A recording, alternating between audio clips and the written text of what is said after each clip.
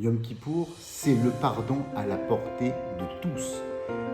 D'où vient l'institution de Yom Kippour? C'est le seul jour de jeûne qui a été institué par la Torah, par Akadosh Baruch Hu.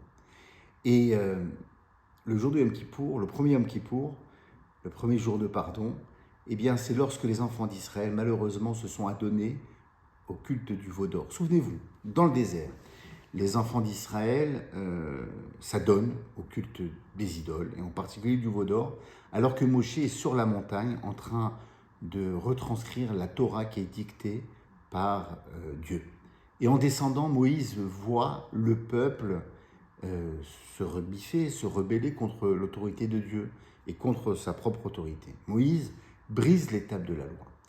Et à ce moment-là, Moïse va prendre la défense du peuple juif. Il va remonter sur la montagne et il va implorer le pardon divin. Et le jour où il redescendra de la montagne pour proposer sa deuxième série, excusez-moi l'expression, des tables de la loi, les Luchot Abrit, Luchot Haedut, ces tables de l'alliance, ces tables du témoignage, eh bien c'était le jour de Yom Kippour. Et Akadosh Baruch Hu, pour marquer le coup pour toutes les générations, eh bien la Torah a institué le jour de Yom Kippour à travers les siècles.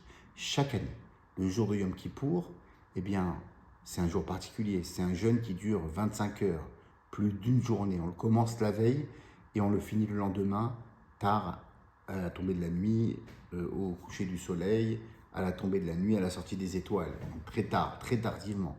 Et nous allons réciter 5 prières. 5 prières. La veille, c'est Arvit. Le lendemain, on va faire Shacharit, Moussaf, Mincha et Neila. Neila, c'est la fameuse prière de clôture qui clôturera la fin du jeûne. Donc c'est un jour particulier, Yom Kippour. On doit se détacher de toutes les contingences matérielles. On ne se parfume pas, on ne se lave pas, on ne se douche pas, on ne met pas de chaussures en cuir, on se sépare de son épouse et on ne mange pas et on ne boit pas. C'est une journée qui est consacrée exclusivement à la prière. Et Dieu exaucera son pardon pour les enfants d'Israël qui auront aussi en préalable demandé pardon à leur prochain. Vous voyez, c'est une totalité, c'est un tout. À l'instar des 2 tables de la loi. La première, c'est la relation entre l'humain et le divin. La seconde, c'est entre l'humain et son prochain. Et donc, on doit former cette entité, cette globalité. On doit être en paix avec son prochain et en paix avec Akadosh Baruch Hu.